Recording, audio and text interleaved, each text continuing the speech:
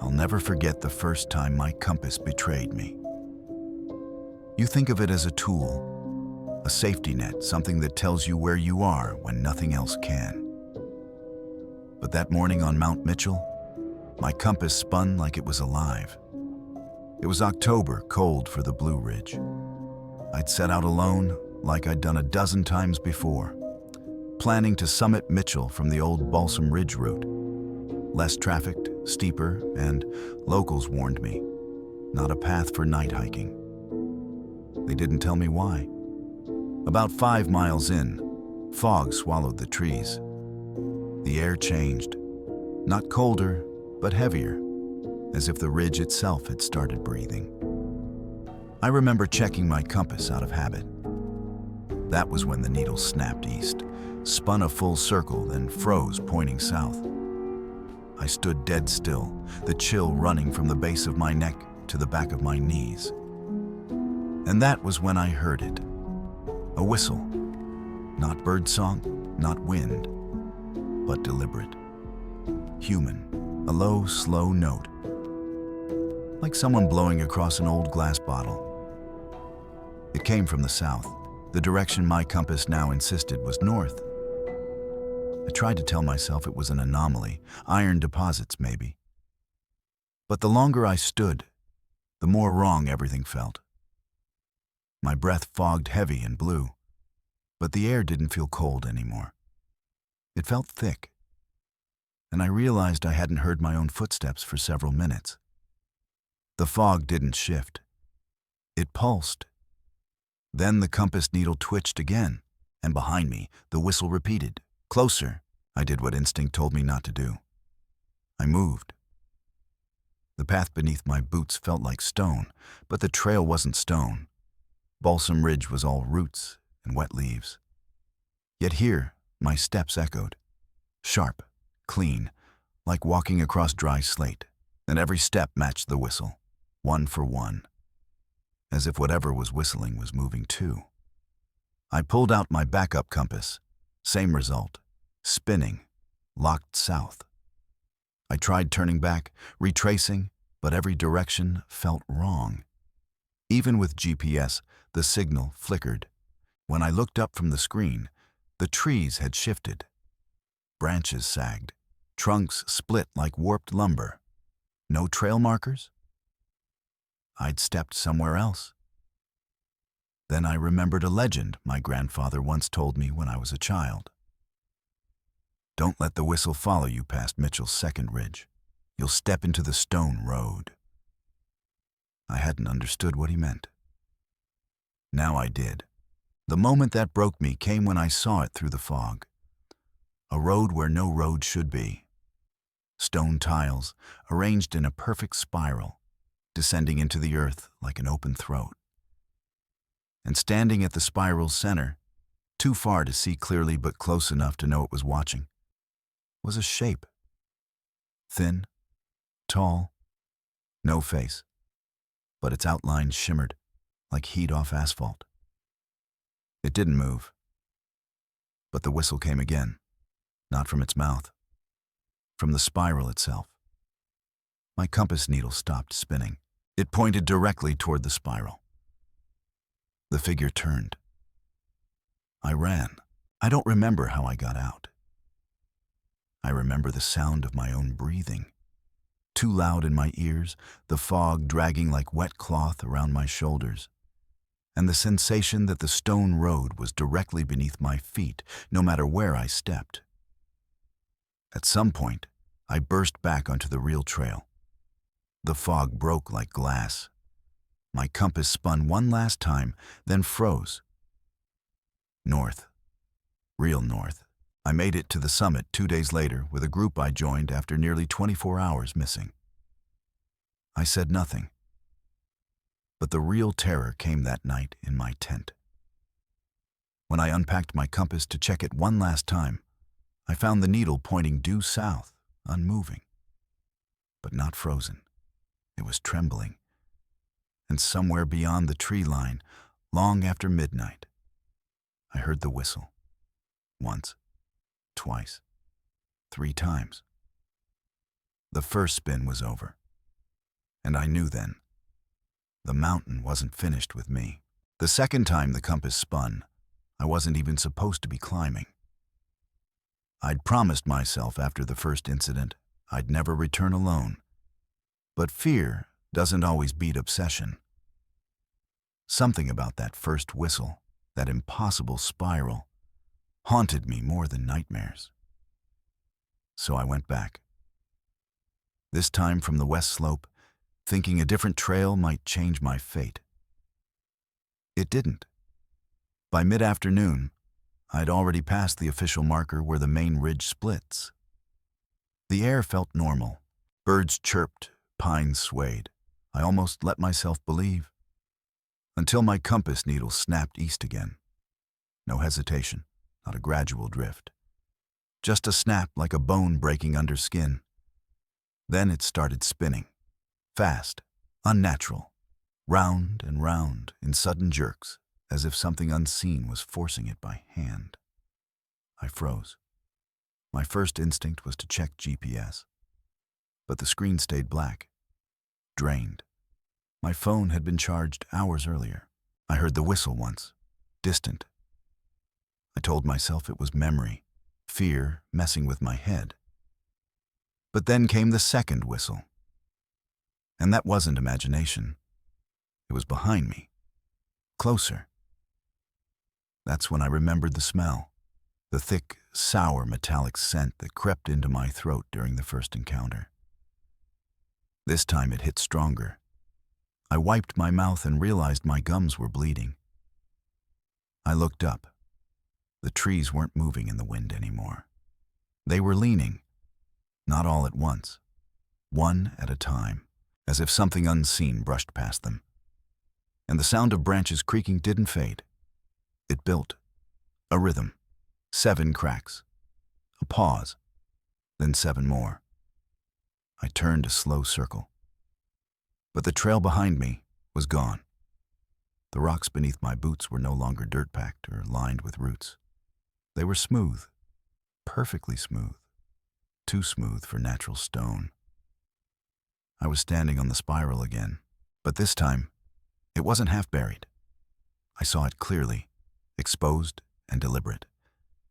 The tiles curved downward, a pattern that pulled the eyes and mind toward its center. And from that center rose the whistle, slow, drawn out, begging me to listen. Then came the shadow, taller this time, no face, its head cocked slightly to the left, as if curious. Its arms hung too long, swaying gently as it waited. I stepped back, and the spiral responded. The tiles near my feet shifted, clicking into place like keys on a lock. Every step I took backwards, the spiral rearranged itself to guide me inwards. Not push, pull. I realized then the spiral wasn't a path. It was a trap. Panic clawed up my throat. I forced my eyes off the tiles, focused on the trees above the rim. I ran, but every step felt like dragging myself through molasses. My body fought itself. My skin felt too heavy. And over the sound of my heartbeat, I heard the whistle shift. Change. It wasn't summoning me anymore. It was laughing. Something behind me moved, but I didn't look back. I couldn't. I forced myself to stare at the patch of sunlight ahead, to trust that my legs still worked, that I wasn't already lost. I don't remember breaking the threshold of the forest. I only know that when I collapsed beside the ranger outpost at dusk, my compass was gone. My backup unit too. My lips were cracked, my tongue swollen, and my palms, where I must have scraped them raw, scrambling through rock, bore 7 perfect spiral-shaped cuts, as if the stone itself had etched its signature into my skin. They've never healed properly. That night, in my cabin, the radio cracked to life once, though it hadn't worked for months. Through the static, I heard the whistle. Once. A pause. Then it repeated, slower, dragging the air like it wanted me to understand something deeper than sound. The second spin wasn't a mistake. It wasn't a warning. It was a welcome. I didn't return to Mount Mitchell for the third spin. It came to me. Weeks passed after the last encounter, but the nightmares didn't. I left the state, crossed into Georgia, thinking distance could break whatever held onto me. It didn't matter. One night in a cheap motel outside Dahlonega, I woke up choking on the scent of old metal. That same sour taste, thick in the back of my throat. My compass, which I kept beside my bed without reason anymore, spun in frantic, snapping circles. The air in the room wasn't moving, yet the needle turned like caught in a whirlpool. And then the whistle came. Faint, distant, but there. Not from outside. From the walls. From the floor. As if the spiral itself had bloomed underneath the motel. I bolted.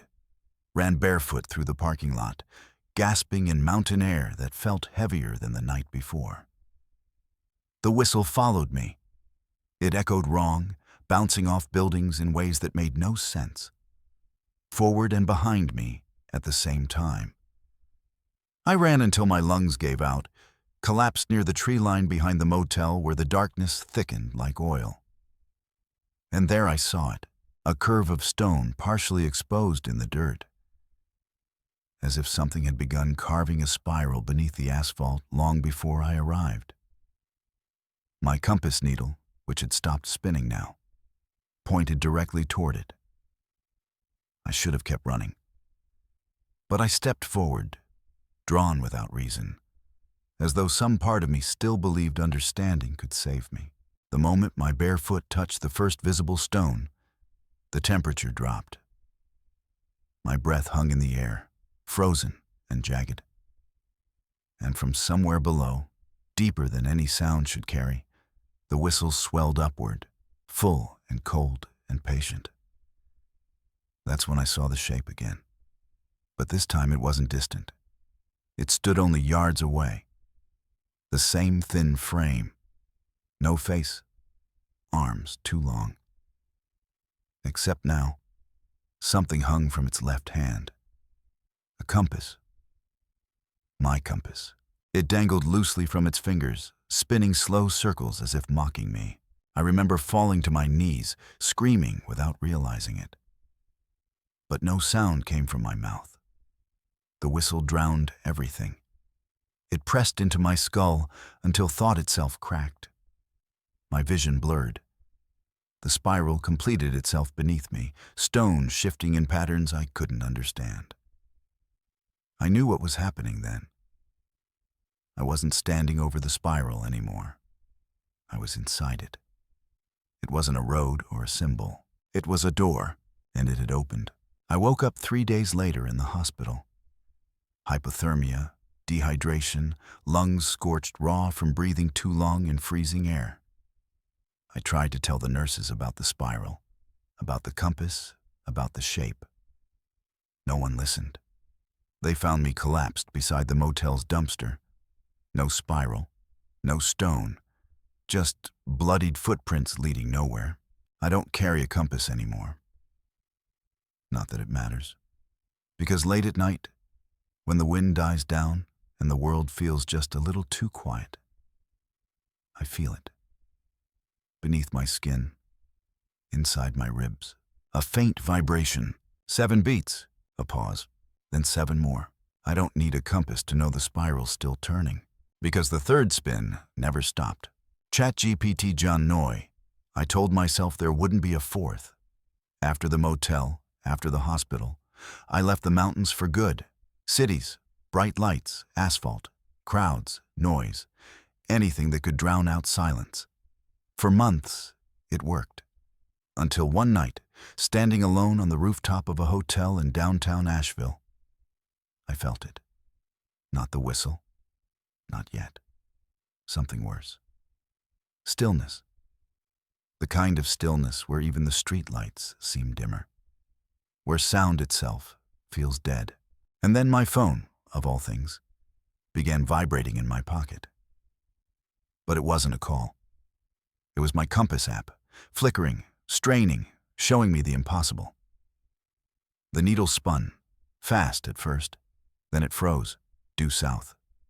And that's when I heard the whistle. Not distant, not faint. Directly behind me. I turned. The rooftop was empty. But the spiral was there. Not carved into stone, not etched into dirt. Formed from shadow itself. Black lines twisting across the concrete under my feet, leading inward, always inward. I stepped back. The lines followed. I stepped forward. They adjusted. The spiral wasn't fixed. It moved with me. And in its center stood the shape. Closer than ever. Thin, tall. And this time, I could see its face. Or rather, the absence of one. A hole. A mouth that never closed. Not to speak. Not to breathe. But to listen. Because that's what the spiral had been from the start. A signal. And I was the message. The fourth spin wasn't a trap. It was a delivery. I don't remember running. I don't remember leaving the rooftop. All I know is, when I woke, I was back in my apartment miles away. Clothes soaked in sweat. Compass app still open. The needle still frozen south. But the real ending didn't come until the following night. I awoke not to sound, but to movement. The walls were vibrating. My bed frame shook. And somewhere deep beneath the apartment floor, beneath the city, beneath the mountain itself, the whistle rose. Once, twice, 3 times, then silence. And after that silence, my phone flashed once. A message. No sender, no text, just a single image. A spiral. And beneath it, 4 words etched in static. Last spin begins tonight. I'm not writing this to warn you. I'm writing this because the whistle's getting closer. And next time, I won't hear it from behind. It'll be waiting ahead.